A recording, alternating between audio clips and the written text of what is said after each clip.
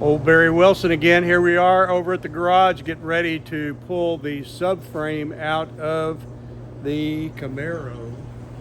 Yesterday, you'll probably remember if you happen to see the video, we took the engine transmission out. Day before that, we pulled the front clip off. And now today, this little booger right here is going to just roll right out of there, and we're going to replace it with an Art Morrison frame and then slip in a LS engine and overdrive transmission. So okay, here comes the Encore, guys. Let's see that frame come out from under there. Jeff and Son, and here it comes.